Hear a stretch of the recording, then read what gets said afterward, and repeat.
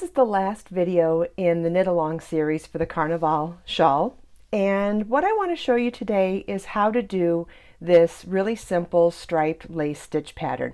And first I want to explain why I did what I did and how to recognize it in here before we get started. So the solid sections are just 4 rows of garter stitch, which at this point you already know how to do garter stitch. It's knitting every row. In these lacier sections, it's 7 row repeats of an eyelet lace garter based. And what I mean by that, when I say something is garter based instead of stockinette based, I mean that you're knitting on both rows. You're not alternating every knit row with a purl row.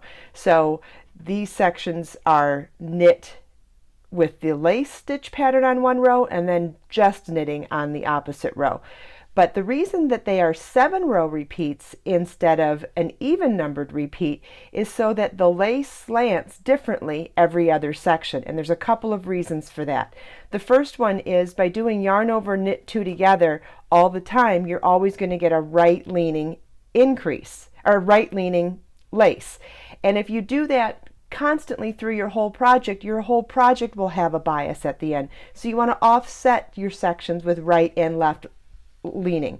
There were 2 ways to do that. We could have either done yarn over knit 2 together on this one and then yarn over slip slip knit on this one to get a left leaning, but I thought it would be more interesting to do the 7 row repeat so that by doing 7 rows instead of 6 or 8, you're going to start at a different side every time. And here's the second reason why I did that. It was because we're changing colors so often, we were going to have a lot of ends to weave in. And by changing colors on odd numbered repeat rows, it means you're alternating and dispersing where you're going to weave in ends evenly across both sides of the shawl.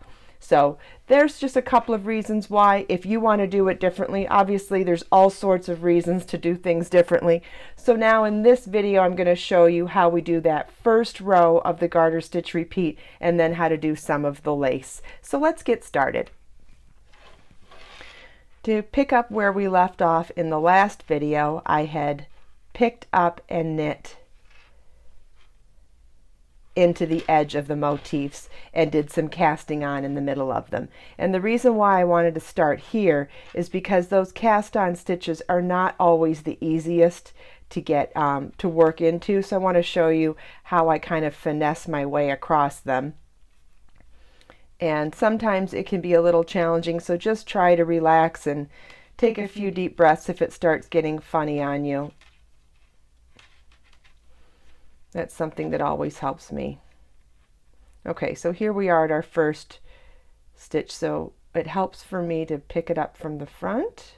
And if it gets too tight, see how I'm kind of just finessing the stitch to give it a little more space.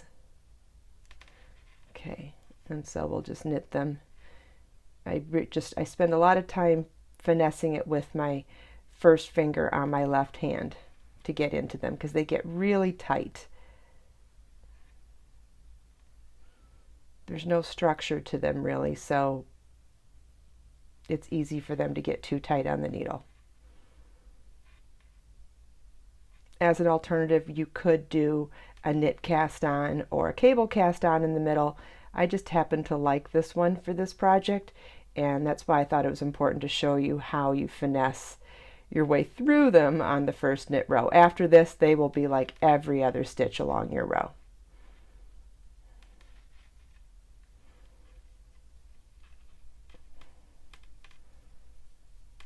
Okay, the other thing to keep in mind is when we're done with this first motif, we're going to have to make sure that our motif hasn't flipped around. I just caught myself correcting it before telling you, but I'll show you when we get there too.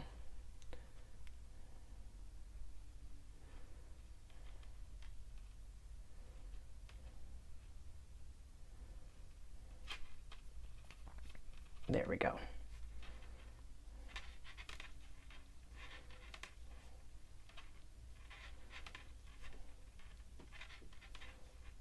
Okay, so now we're between motifs. You want to make sure that it's not flipped around. Just make sure they're both facing in the same direction before you start the next one. After this row, they shouldn't be flipped around anymore at all. but if there was any chance they would be, it would be at the beginning of this round, or this row.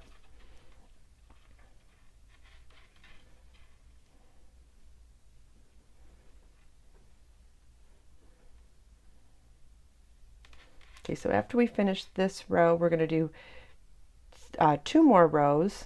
Our picked up and knit row counts as our first of the 4 rows for this section. So you want to finish this row and do 2 plain rows of just knitting, and then I'll show you how we start the first lace section. Okay, we're ready to start the first lace section, and I'm going to show you how I change colors. If you have a way of changing colors that you prefer, by all means use that.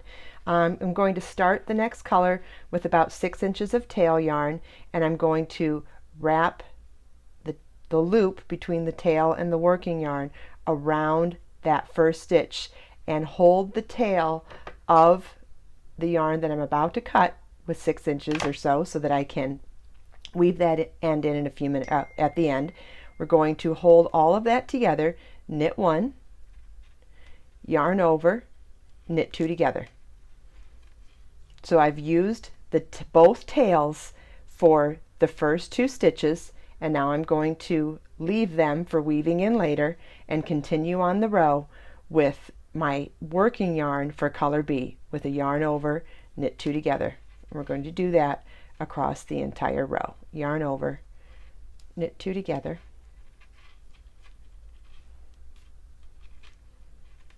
yarn over, knit 2 together,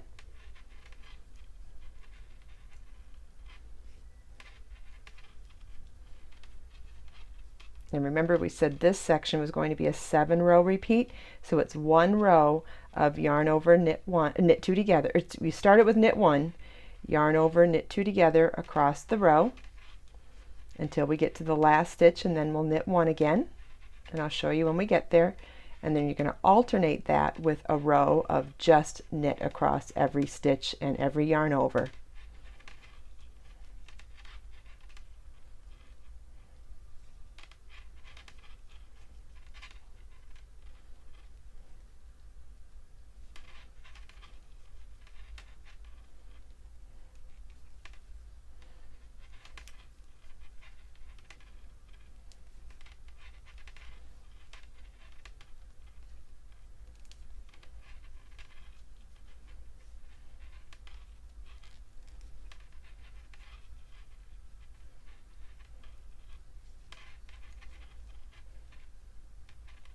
Okay, we've reached the end of the row, so we're going to knit the last stitch. Okay, so we have our first lace row completed. We're going to turn our work and now knit across, and that means we're going to knit every stitch and yarn over separately as their own stitch.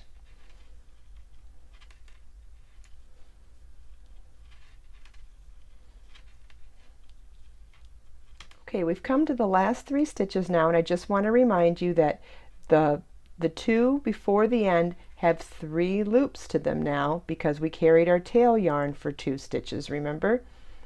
So we'll grab those extra stitches, extra loops to secure those tails.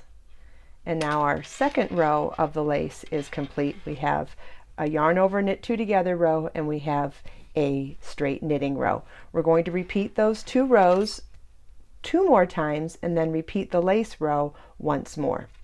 So to remind you, the lace row starts with a knit 1 and then yarn over, knit 2 together across to the last stitch and knit the last stitch.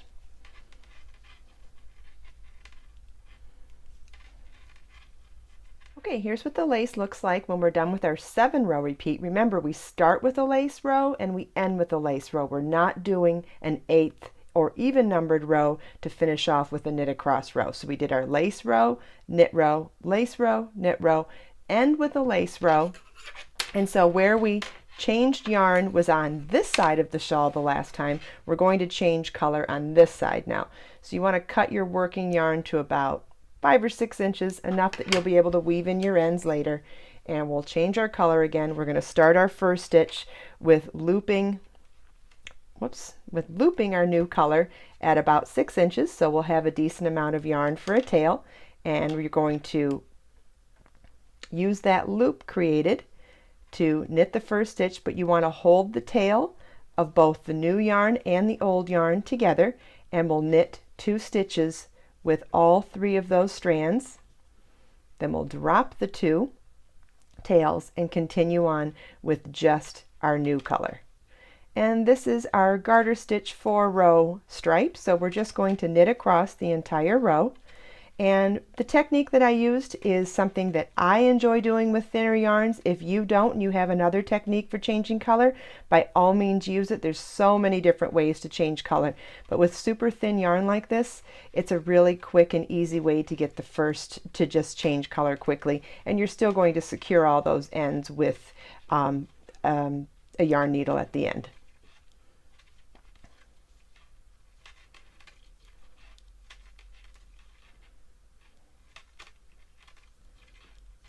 Okay, we have 4 rows of our garter stripe done, which meant that we knit every row for 4 rows.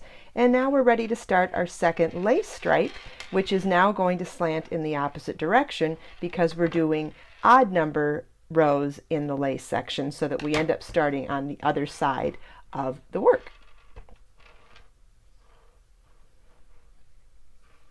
So I cut our last color at about 6 inches. We're going to add the new yarn with about a 6-inch tail.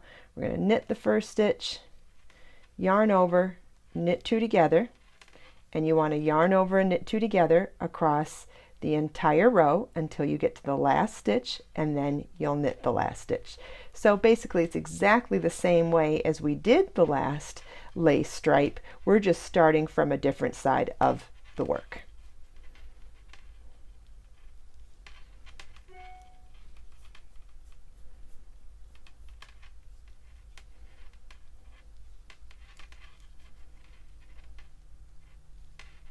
Our first lace row in the new color is completed, and now the second row in the stripe is to just knit across all stitches, meaning we're going to knit across the stitches and the yarn overs. Each loop is considered a stitch. And so you should have the same exact stitch count that you had at the end of every other row up until this point.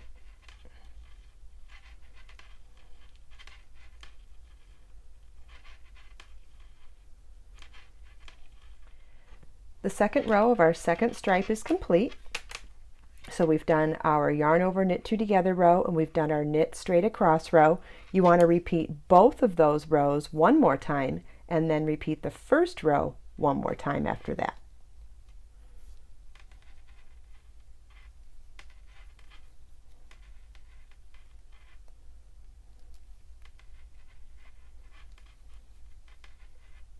Okay, our second lace stripe is done, and now I want to show you the finished shawl again. To remind you to please remember to download the pattern at my website. It's a free download, and in the pattern it's going to tell you how often or what the sequence is for how many of the lace stripes and the garter stitch stripes to do before we do our first decrease round. And then it's going to show you a few more places to do decrease rows rather.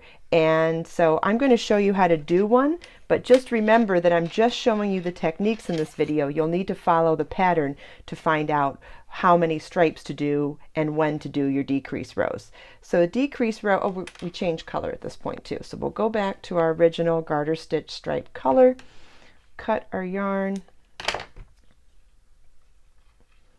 Okay, and the sequence, or the technique for doing our decrease rows is to knit 2 together across the row. So we're going to knit 2 stitches at the same time.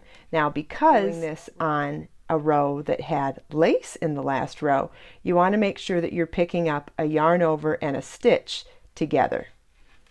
So just like you would do a knit 2 together with 2 stitches, you're going to do that with a yarn over and a stitch this time. And that's how we decrease across the entire row. Depending on the stitch count, there are a couple areas in the shawl where we don't end up with perfect numbers, and you'll do a knit 3 together at the end of a row, and sometimes it'll be perfect numbers and it'll be knit 2 together across the whole row, and a knit 3 together would just be obviously picking up one more loop when you knit them all together. So instead of 2, we'd grab 3 of these to do it. But for this row, we're just going to knit 2 together across the whole row. And this counts as the first row in our 4-row stripe.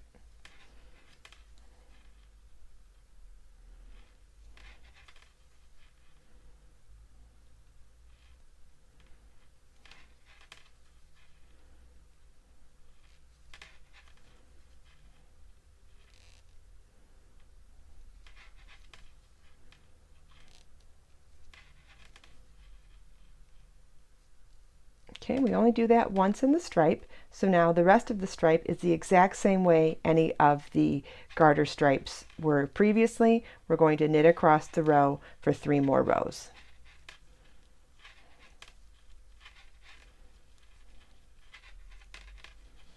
Okay, obviously you can see this is a very minor scale miniature of the finished shawl, but you can see how by doing those exaggerated concentrated decreases, we're creating that rounded shape to give us our half circle shawl. So once again, here's the finished shawl. We started with the motifs. We picked up and knit into the end of rows of them to start our stripes, and then we alternated rows of 4-stitch garter stitch stripes with 5-row lace stripes. And by doing an odd number of rows for the lace stripes, it gave us the ability to change the direction of our slants and also alternate where we had to weave in ends along the top edge of the shawl. Instead of concentrating them all on one side, we were able to disperse them across both sides of the shawl. Make sure to follow along on the pattern to find out when to do your decrease rows, and when you get to the top, you simply bind off your last few stitches and your shawl is complete. The pattern is available for free on my website. The yarn is also available, and it comes in sets of 3 colors from my 17 hand-dyed colorways. In this particular shawl, I use Stormy Sea, Lilac Memories, and Crushed Berries, but there are tons and tons of combinations for you to choose from with 17 colors.